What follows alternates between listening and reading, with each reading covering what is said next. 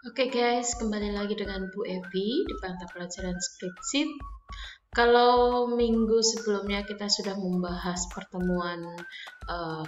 sudah membahas mengenai jenis-jenis data yang kita gunakan di Excel, maka kita sekarang akan mencoba mengentry data di dalam Microsoft Excel-nya. Nah, langkah pertama kita buka Microsoft Excel-nya. Silakan dibuka. Ini, kemudian kalian pilih blank workbook seperti ini. Nah, jadi ini lembar kerja Excel ya, lembar kerja Excel atau kemarin yang disebut sebagai worksheet ya. Nah, kita akan memulai mengentry di sini. Kemarin sudah tahu ini sel ya, sel A1, perpotongan kolom A dan baris 1. Misalnya kita akan membuat laporan keuangan toko Maju Jaya. Oke, kemudian di sini NO. Ingat ketika data yang kita entry ratanya rata kiri, berarti dia termasuk data teks. Oke, kemudian nama barang, tab lagi harga satuan, kemudian jumlah barang, total harga, misalnya seperti ini.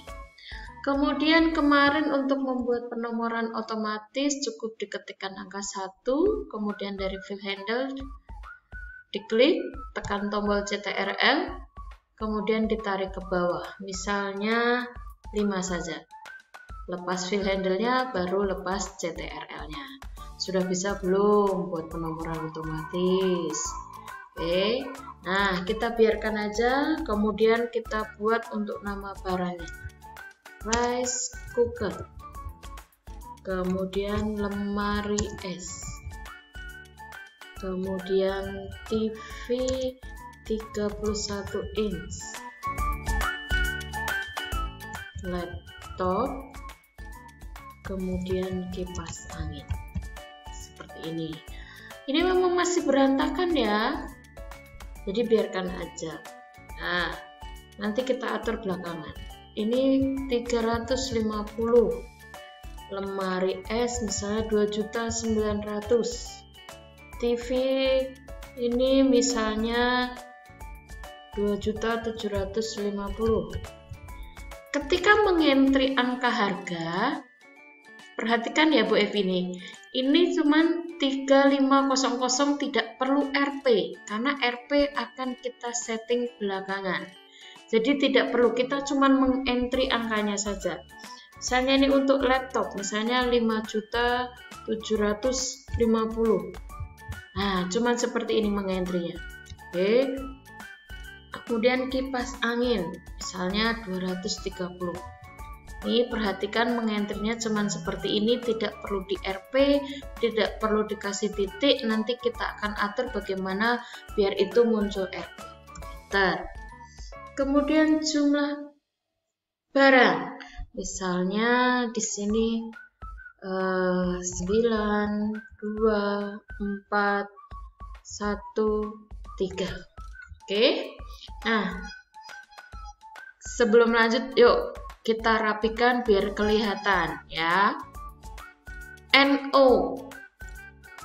Oke, rata tengah, middle.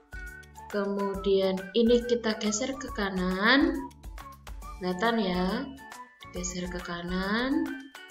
Kemudian ini juga harga satuan.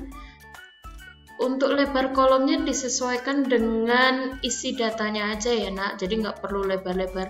Misalnya ini nama barang, ya kalau misalnya terlalu panjang kita lebarin. Jadi kita menghemat space. Ya, kemudian jumlah barang. Nah, jumlah barang ini kolomnya cuma dikit, tapi ininya besar. Kalau kita seperti ini, nggak efektif. Nah, caranya, kalau misalnya seperti ini, ini di jumlah barang kamu klik, kemudian di sini ada fasilitas wrap tag. Nah, tinggal kamu klik wrap tag, maka dia akan dibawa ke bawah. Karena wrap, bungkus ya, jadi bungkusnya cuman lebarnya segitu ya, akan dibuat muat. Makanya dia digeser ke bawah. Nah, jangan lupa ini middle centernya.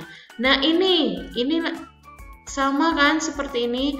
Ini tinggal diklik aja ya middle-nya, atau bisa dengan wrap tag. Total harga. Nah, total harga juga sama, middle center.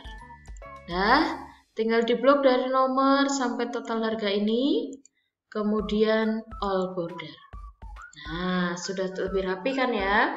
Kemudian untuk laporan keuangan Toko Maju Jaya, kita tambah merge and center, sehingga ini di tengah-tengah seperti ini.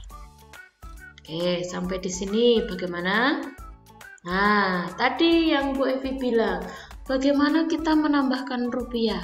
Nah, kita blok yang di sini. C4 sampai C8. Kemudian kita pilih dari sini, bagian home, kelompok number, atau bisa juga kamu menekan tombol CTRL1. Nah, ini akan munculnya adalah format cell.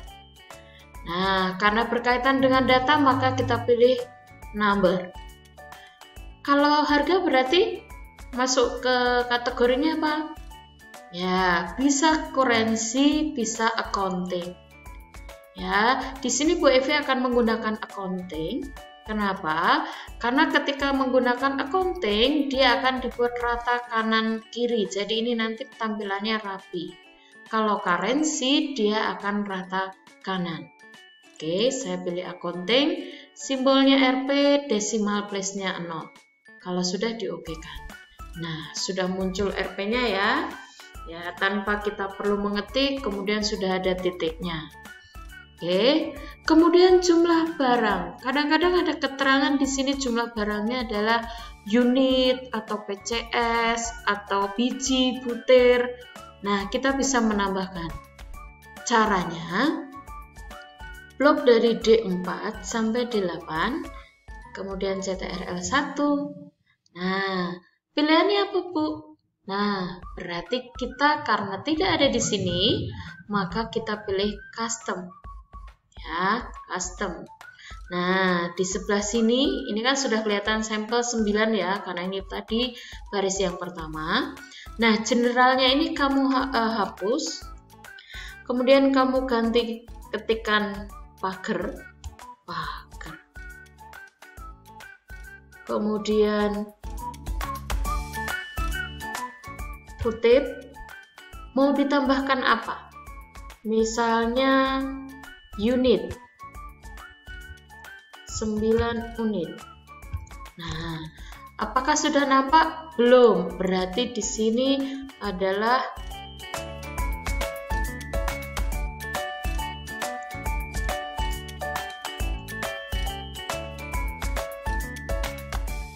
apa ya, Bu Evi kok lupa sekarang.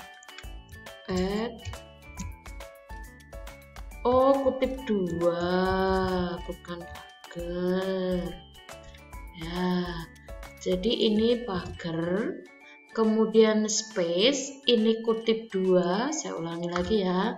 Crash atau pagar, space, tanda kutip 2, kemudian tambahkan kata yang mau dimasukkan, misalnya di sini unit, kemudian kutip 2 lagi. Sehingga pada sampel di sini sudah 9 unit. Kalau sudah oke. Secara otomatis di sini sudah akan muncul 9 unit. Oke. Nah, tinggal kita menghitung total harganya. Nah, total harganya berarti diperolehnya dari mana? Ya, harga satuan dikali jumlah barang. Nah, jadi jangan lupa untuk formula selalu diawali dengan sama dengan atau bisa juga dengan plus. Ya, harga satuan ya dikali berarti lambangnya adalah bintang, kemudian dikali jumlah barang.